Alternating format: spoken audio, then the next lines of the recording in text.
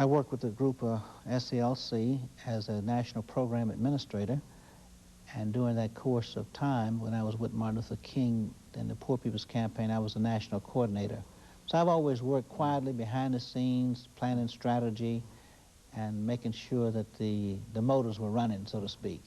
As a matter of fact, every year you carry a group of persons on what you call a revisit of the Freedom Rides. Why don't you give us some information? A large number of our young people probably don't know that much about the Freedom Rides. What were those rides all about?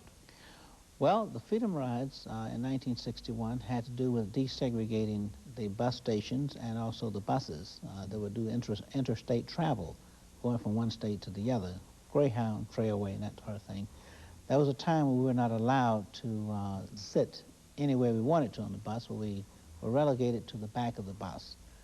And when we had arrived at the bus stations, we were not allowed to use the main waiting rooms. There were segregated waiting rooms, and the waiting rooms for those who were non-white were inferior. They weren't well, they were unkempt in many cases, and not very accommodating or comfortable.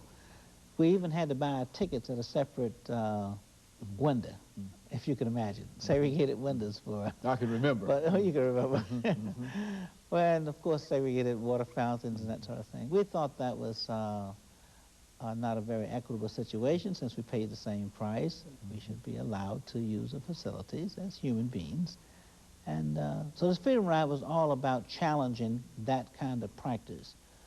And in 1961, November 1st, the federal government put into effect the Interstate Commerce Commission ruling, which outlawed and forbidden any discrimination. So that movement had some quick results and bring about those changes. So what we do is take our young people down each year, revisiting those places and looking at the museum in Memphis and in Birmingham. This year we're going to Washington, D.C. because we're celebrating the 30th anniversary of the March on Washington. And we think it would be very important for those people who didn't get a chance to participate earlier in 1963, where Martin Luther King made the I Have a Dream speech, to now get a chance to visit, and there'll be people from all over the country and all over the world, because we celebrate Martin Luther King's birthday in countries all over the world, and they're going to be represented there. This is going to be a great occasion. It's actually August 28th. We'll be leaving here on the 25th. August 25th, and we'll be leaving from the Baptist World Center, and for more information they can call the American Baptist College. But you would encourage churches and civic organizations and others to help organize groups and buses in order to go with you to Washington, D.C. It would be an important historic experience for our young people and oldsters as well to go on that ride, so they can participate in that march. And along the way, we'll be stopping at historic points so that our children will learn. Because unless we teach them the history, they will never know. Because it's our responsibility to make them aware of what has happened and what has occurred and the important contribution that they have made.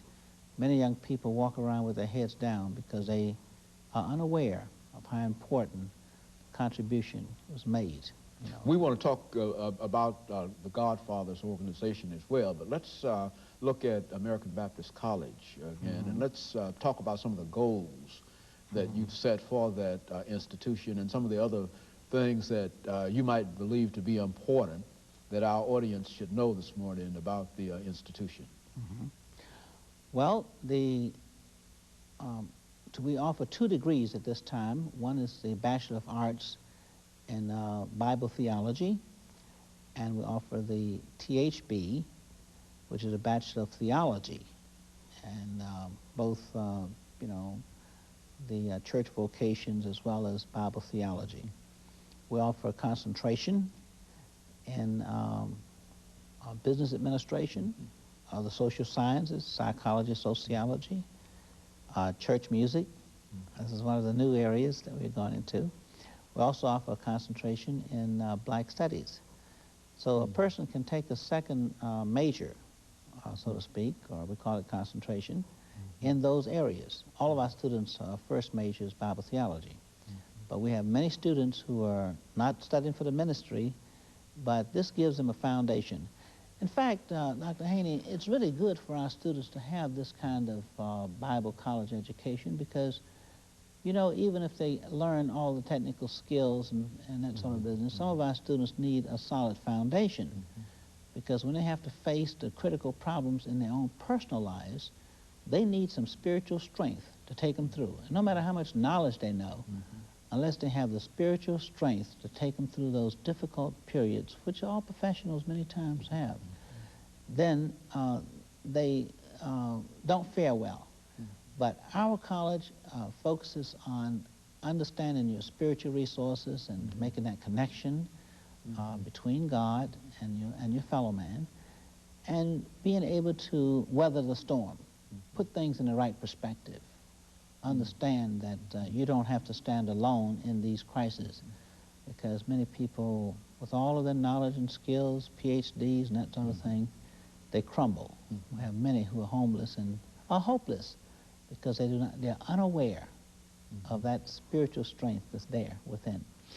So, now, your inauguration is going to be in March, is it not? Yes, March 22nd at 2 o'clock at the Baptist World Center. And that also will be the day we kick off the Garnet Neighborhood Lectures, which is an annual lecture series. And Dr. Jimerson will be the main speaker, and Mrs. King will be there. And we've invited Reverend Jesse Jackson and Reverend C.T. Vivian will also speak there, one of our graduates. And we